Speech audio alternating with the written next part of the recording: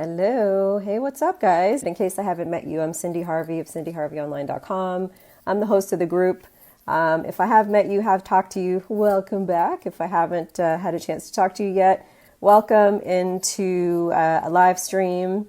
And so today I just want to pop in for a couple of minutes to share with you a story about one of my clients. And so one of the things that I love that happens when I work with clients is when I get the email that says, I got the job. I got the job. I got the job. And there's like 15, exclamation marks at the end of the sentence. That's one of the most exciting moments for me, and obviously for the client as well, who'd been working towards that for so long. So I got one of those emails just the other day. And I have to tell you this story because this client is one that I worked with one-on-one for probably about 2 or 3 months, I think it was. And so what happened is she had got herself into a position, a bunch of changes within the organization that she was in, and she had gotten herself into a position that not only looked on paper like it was a step back from what she had been doing and where she wanted to go. It was an anomaly that didn't really fit in with the other work experience that she'd had and what she wanted to do next. It looked like that on paper. When I looked at her resume, it just kind of stuck out. And she also felt that too. And that to me is the more important thing, is that she didn't feel good about what she had been doing for the past 2 or 3 years. And so that's the scenario that she was in. And so what we did, one of the first things that we did together was we worked on helping her to get really clear on what the next step of her career was going to be. Where did she want to go next? What did that role look like? So we did all of that work, which was awesome. And so when we finished that process, we got to the point where the job that she wanted was would build on the experience that she'd had before.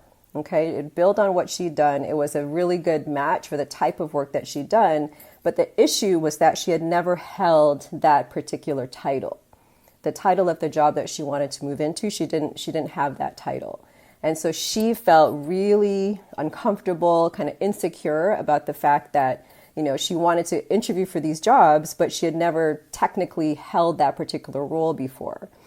And so one of the things, if anybody has worked with me before, any of my clients are watching this, type a yes in the comments if you remember us doing this work. But one of the things that I always do with a client who's in one of my programs or working with me one-on-one is we work through your past accomplishments and the results that you've created.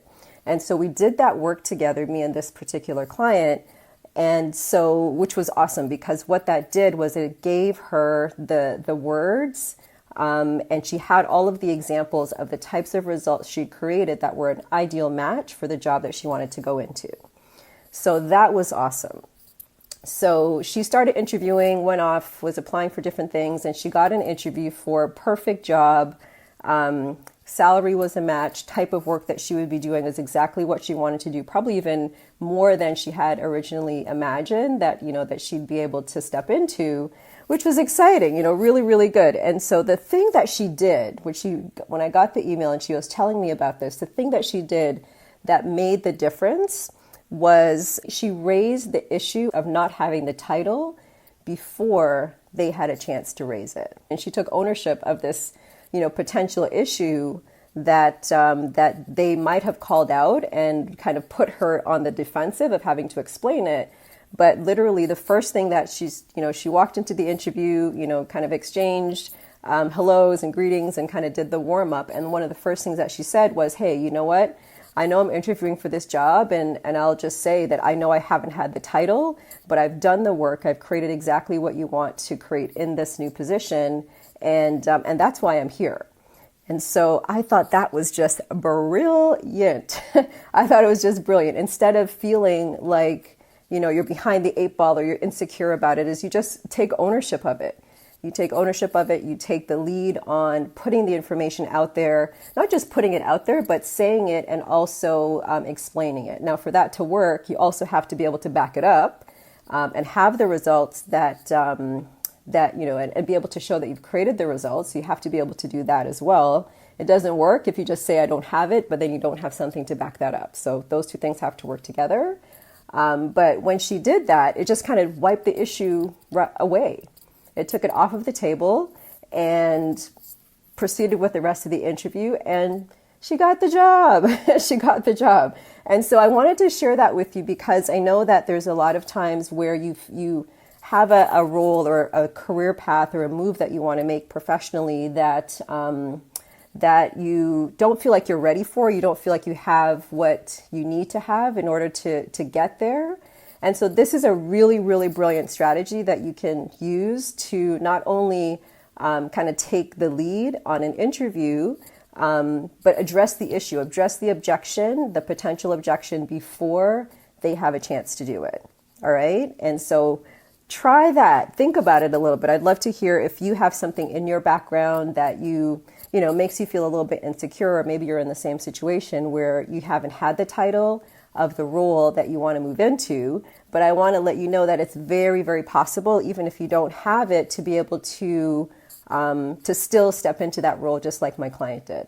All right. So hopefully that helps you, gives you something to think about today. Let me know what your, insecure point is, and let's talk about it. Do you think this is a strategy that you could use? How would you feel about trying it out, on an interview that you're going on? You can also actually address it maybe in a cover letter too. That's another place that you can do this kind of strategy, is just call it out, directly in a cover letter. And again, you have to be able to back it up. All right. If you can't back it up, the strategy won't work for you. But if you have the issue and you know that you've got the results or the accomplishments or whatever it is to address that, then call it out and then move on to the next question. All right. So that's all I have for you today. I'm actually out of town. I'm in Washington, D.C. for a couple of days for some meetings. And so I'm about to head off to the first one. So I wish you a wonderful day. Let me know what you think about this, and say hello in the comments so I can welcome you as well. And thank you for watching. All right. Have a great day, guys. See you soon. Bye.